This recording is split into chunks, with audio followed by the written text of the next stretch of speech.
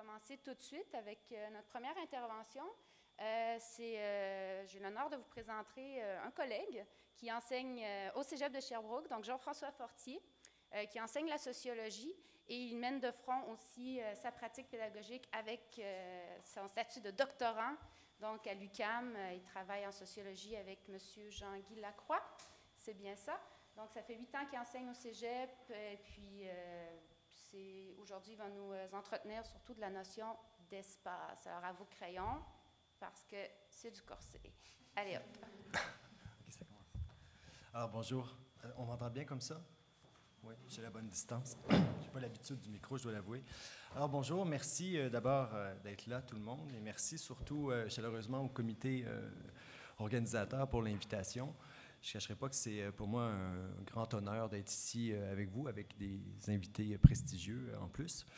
Alors, pour ma part, ce que j'ai compris, et j'espère avoir bien compris, c'est qu'on m'a invité dans l'esprit, dans l'espoir peut-être même que nous puissions profiter d'une approche interdisciplinaire des questions qui vont nous occuper aujourd'hui, sachant donc effectivement que les concepts d'espace et de territoire sont au cœur de mon travail doctoral en sociologie. Alors, j'espère être à la hauteur et pour ce faire, ce que je me propose, si vous me le permettez, c'est peut-être de mettre un peu la table, une table philosophique, disons-le comme ça, en refaisant plutôt avec vous une partie du parcours qui a été le mien dans l'élaboration de ma réflexion, un parcours qui a été jalonné d'un certain nombre de propositions théoriques qui, je le pense, je l'espère, pourront nous donner à penser, pourront éventuellement nous fournir des pistes de réflexion. Des pistes de réflexion pour quoi faire? Eh bien, ça commence. Je dirais que j'aimerais pouvoir fournir peut-être quelques pistes de réflexion aujourd'hui pour tenter d'aller au-delà de ce que le philosophe Jan Patočka appelait cette métaphysique inconsciente issue de la pensée moderne. Cette métaphysique inconsciente qui fait de l'espace à la fois une évidence intuitive et un problème philosophique majeur. Cette métaphysique inconsciente qui fait de nous des héritiers du sentiment d'être toujours quelque part dans l'espace, un espace qui ne demanderait qu'à être rempli, mais qui manifestement est un sentiment de plus en plus inconfortable. Pour faire image, je rappellerai l'aphorisme de Georges Perec qui écrivait qu'il voyait partout des gens avec des montres, mais nulle part des gens avec des boussoles, comme si donc l'espace posait moins problème. Je rappellerai évidemment aussitôt que c'était avant l'invention des GPS et des autres systèmes de géolocalisation, dont l'usage de plus en plus fréquent témoigne peut-être justement du caractère de plus en plus problématique de notre situation. Fournir des pistes de réflexion, en somme, pour aller au-delà de cette métaphysique inconsciente qui nous fournit à la fois une représentation de l'espace compris comme une espèce de vide continu, contenant sans contenu, dans lequel se localisent les êtres et les choses, le fameux espace absolu de la physique newtonienne, et à la fois un vrai problème, disons, une fois décrété, sinon même une fois célébré, la mort de Dieu. Pourquoi un vrai problème? Parce que Newton lui-même, si on me permet le clin d'œil, qui définissait l'espace comme le sensorium Dei, l'organe des sens de Dieu, semble avoir entreaperçu que sa conception d'un espace absolu, d'un espace en soi, l'espace de la légalité géométrique indépendant des êtres et des choses, n'était rendu possible que par son rapport à une subjectivité elle-même absolue. On pourrait le formuler autrement en disant que la pensée moderne avait besoin d'un sujet transcendantal, d'un pur cogito, d'un pur je pense désincarné. Descartes, par exemple, menant ses méditations métaphysiques retirées en lui-même, aussi étranger au monde que le moi pensant puisse l'être dans l'état de la pensée, disait Hannah Arendt, c'est-à-dire nulle part. Nécessité d'un pur cogito ou d'une pure chose pensante pour penser, justement, un espace vide et pourtant maîtrisable, une étendue, ou plutôt la totalité du réel, comme un rapport entre la chose pensante et la simple mesure des extensions qui séparent et relient les corps matériels, eux-mêmes définis par leur extension. Mais une fois Dieu mort, Dixit Hegel puis Nietzsche, une fois le sujet transcendantal soumis au soupçon, par le même Nietzsche, mais aussi par Marx avant lui, puis par Freud après lui, Dixit Ricoeur, voire littéralement déconstruit, Dixit Derrida et consorts, cette représentation de l'espace ne pouvait évidemment pas manquer de poser problème. L'espace n'est pas le contenant unidimensionnel qu'aurait déterminé une géométrie euclidienne adaptée au goût du positivisme, écriviez-vous, M. Westphal, dès les premières lignes de votre géocritique. Seulement voilà, si c'est le cas, quel est-il? Je m'empresse tout de suite, évidemment, par souci d'humilité, mais aussi d'autodéfense, de dire que je n'ai pas la prétention, évidemment, de répondre à cette question-là aujourd'hui, mais seulement d'apporter peut-être un certain nombre de pistes de réflexion qui risquent de soulever à peu près autant de problèmes que de solutions soi-disant proposées. qu'on se le tienne pour dit. Alors, dans une abondante littérature en sciences sociales, en sociologie notamment, mais aussi dans plusieurs des formes sous lesquelles se décline aujourd'hui la géographie humaine, géographie sociale, géographie culturelle, etc., la tentation est forte depuis plusieurs décennies de poser une perspective concurrente à ce que nous pourrions bien nommer ce spatialisme, cette posture selon laquelle l'espace préexiste à ce qui s'y trouve localisé ou existe en tant qu'attribut essentiel des relations entre les choses dès lors toujours localisées, une perspective concurrente mais pourtant complémentaire que nous pourrions qualifier de projectionniste. Qu'est-ce qu'un paysage? La projection d'un regard, un regard rempli d'affection, d'identité, de mémoire, une construction esthétique ou une construction par les diverses formes de la sensibilité d'un rapport à un espace dit objectif, physique ou géographique. Qu'est-ce qu'une région? Un espace vécu ou un espace de vie, portion circonscrite d'espace où se projettent différents genres de vie. Qu'est-ce qu'un territoire? Un espace approprié, un espace informé par la sémiosphère, une extension groupale des coquilles de l'homme ou une extension spatiale de juridiction qui code ou surcode les pratiques sociales, un espace socialisé. Autant d'expressions courantes gravées dans les manuels et les dictionnaires spécialisés, des expressions issues d'approches aux apports théoriques avérés, à n'en pas douter, mais qui néanmoins me semblent souvent partager un même fond dualiste impensé, une forme de spatialisme implicite, dirais-je, postulant quelque chose comme une forme espace qui précéderait son appropriation, dès lors qualifiée de sensible ou de cognitive, de subjective ou de culturelle, de sociale ou de politique, ou d'imaginaire. Étrange solution. Prenant acte que l'espace vacant, vide mental et social, permettant la socialisation du non-social, c'est une représentation de l'espace, pour le dire avec les mots d'Henri Lefebvre. Tout concourt à ce que nous le laissions néanmoins subsister, comme si la chose à laquelle cette représentation prétendait reconduire exista comme une chose subsistante ou autosubsistante, indépendamment de sa représentation, et à ce qu'on lui surimpose une projection d'un ordre social ou culturel, d'une subjectivité ou de subjectivité, au pluriel.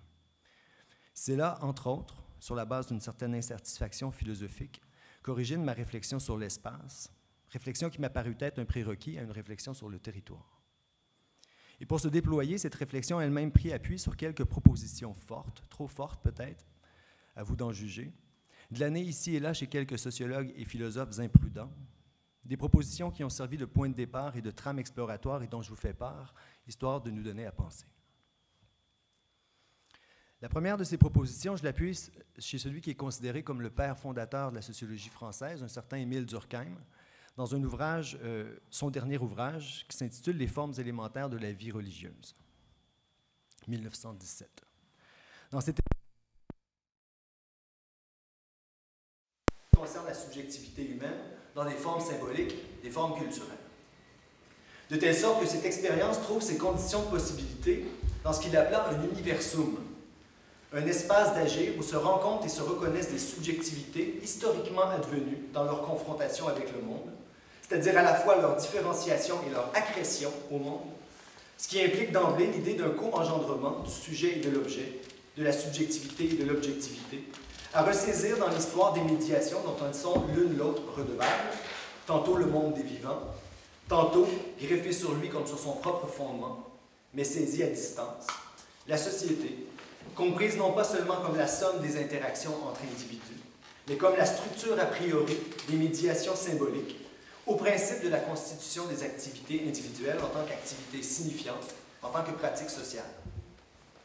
Dans cet esprit, Michel Freytag écrivait « Ainsi tout ce qui est, depuis chaque singulier existant jusqu'à la singularité d'un universum, ce monde où se tisse la trame des rapports de connivence, des subjectivités entre elles et avec tout ce qui n'est pas elles, existe par norme, c'est-à-dire par la puissance de l'affirmation et du maintien de soi d'une contingence, qui existe par elle-même et non par un autre, qui est spatio-temporelle par déploiement plutôt que d'être dans le temps et dans l'espace. » Dit autrement, et au risque de simplifier, Freytag nous dit toute entité vivante, depuis l'être vivant le plus simple ou primitif, le protozoaire par exemple, jusqu'aux formes complexes, culturelles, symboliques de l'expérience humaine, est spatio-temporelle par déploiement plutôt que d'être dans le temps et dans l'espace. Enfin, la troisième proposition sur laquelle s'appuie ma réflexion provient d'un philosophe et sociologue marxiste, celui-là, mais hétérodoxe, c'est le moins qu'on puisse dire, un certain Henri Lefebvre, que j'ai déjà cité, dans un ouvrage dont on est loin d'avoir épuisé les 1000 problématiques, intitulé « La production de l'espace ». Aujourd'hui, écrivait entre autres Lefebvre, le corps s'établit avec certitude, comme base et fondement, au-delà du discours. La pensée théorique, portant au-delà des anciens concepts la réflexion sur le sujet et l'objet, reprend le corps avec l'espace, dans l'espace, comme générateur, producteur d'espace. Au-delà du discours, ce qui veut dire en tenant compte d'un vaste non-savoir inclus dans la poésie, la musique, la danse, le théâtre, un vaste non-savoir qui contient une connaissance virtuelle. Ce qui veut dire encore, poursuit Lefebvre, au-delà de la philosophie, lieu des substitutions et des séparations, en tant que négation du processus par lequel le philosophe servit la métamorphose du corps en abstraction. Et que nous apprend cet infléchissement théorique, selon Lefebvre, infléchissement théorique qu'il qualifiait de métaphilosophique, et bien notamment, et je cite, qu'au commencement fut le topos, avant, bien avant le logos, dans le clair-obscur du vivant. Trois portes d'entrée donc pour cette réflexion, trois portes d'entrée pour tenter d'aller au-delà de cette métaphysique inconsciente dans laquelle nous risquons à tout moment de ressombrer. Trois portes d'entrée qui s'enlacent en une trajectoire de pensée et qu'on peut recomposer schématiquement à rebours en commençant par la fin. Au commencement fut le topos, avant, bien avant le logos, dans le clair-obscur du vivant. Henri Lefebvre avait lu, nous le savons, La phénoménologie de la perception de Maurice Merleau-Ponty, ouvrage dans lequel l'auteur établissait le corps vécu, le corps propre, le corps expérimenté avant toute représentation idéale, comme le pivot du monde et le lieu du déploiement d'un espace primordial, aussi nommé spatialité originelle. Lefebvre avait lu cette idée cruciale selon laquelle il n'est nul degré zéro de l'espace, qu'il est essentiel à l'espace d'être toujours déjà constitué, écrivait Merleau-Ponty, parce qu'il est inhérent au corps vivant d'être situé, être quelque part en une position de non-coïncidence de laquelle se détache la question « où ?», et que cette inhérence du corps vivant à sa propre situation constitue la condition de possibilité de la spatialité comme champ de présence, ou mieux de coprésence, comme ordre de la coexistence, dans le langage de Leibniz.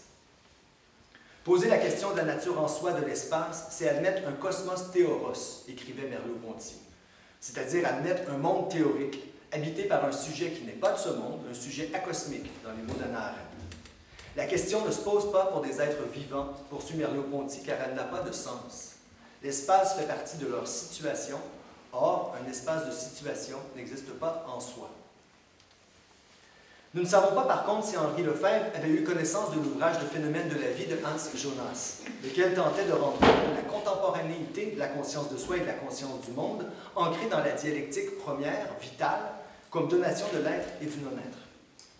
En effet, selon Jonas, c'est dans la dynamique même du vivant, dans l'auto-transcendance du vivant, dans ces mots, que se logent les premiers moments d'une distinction réelle entre intérieur et extérieur, entre l'ici de la conscience synesthésique et le là-bas des activités sensorimotrices, et de là de l'extériorité les uns aux autres des êtres qui coexistent et qui, par leur relation, déploient des rapports spatiaux. D'où les déterminations spatiales premières sont des déterminations biomorphiques, les formes, volumes, axes, symétrie, giration, direction, orientation, localisation, etc., longtemps avant que d'être abstraites dans des représentations idéales formelles, géométriques, ne sont telles que parce qu'elles sont construites et qualifiées comme telles dans l'expérience vivante. C'est Henri Lefebvre. Et une chose est certaine, Lefebvre n'avait pas pu lire La petite phénoménologie de la connaissance du biologiste André Pichot, publié 20 ans plus tard, dans lequel ce dernier affirmait que l'espace n'est pas la forme a priori de la sensibilité, dans les termes de Kant, mais la forme a presenti de la sensibilité. C'est-à-dire que c'est d'emblée dans sa présence, et notamment sa présence à soi-même, sous la forme d'un sentiment de soi, et par le détour de ce par quoi et de ce à quoi elle le co-présente, que la sensibilité intime de l'être vivant et l'effectivité du monde se donnent l'un à l'autre, l'un par l'autre, dans la distance relative mais irréductible de l'être vivant à ce qui n'est pas lui. Que c'est dans l'échange organique déjà, épreuve d'une discontinuité physico-chimique momentanément surmontée par l'activité métabolique, mais plus encore dans le rapport perceptif ou moteur, avec ce que cela suppose comme position de retrait par rapport au monde et de nécessité de se rapporter à lui pour persister dans l'être, se reproduire, que l'espace comme dimension de toutes les formes de la coexistence trouve son fondement. Parce que seule la mort l'y confond, en elle le vivant s'indifférencie, et l'espace redevient l'indiscernable, encore une fois dans les mots de Leibniz. Ce qui faisait dire à Lefebvre que par ses gestes, ses traces et ses marques, le corps rend l'espace discernable, et nous avec lui. En ce sens, les conditions de possibilité de l'expérience sont bien les conditions de possibilité des objets de l'expérience, ainsi que le répètent les Kantiens. Mais c'est ici la multiplicité des formes de subjectivité vivante qui, en tant qu'elles expérimentent, phénoménalisent, objectivent par découpage, captation, interprétation, ce qui pour elles fait sens, ce que les biologistes appellent des gnosis, en constitue le socle, et dont le moment transcendantal, pourrait-on dire, n'est autre que la totalité de leur développement historique, phylogénétique ou évolutif, dans le langage de la biologie, où se recueillent sous la forme d'espèces et d'individus différenciés, mais ajustés de proche en proche avec le monde qui est le leur, tous les moments de sa manifestation. Conformément peut-être à la notion grecque de physis, cette totalité concrète, c'est-à-dire qui croît ensemble, qui est le monde de la vie.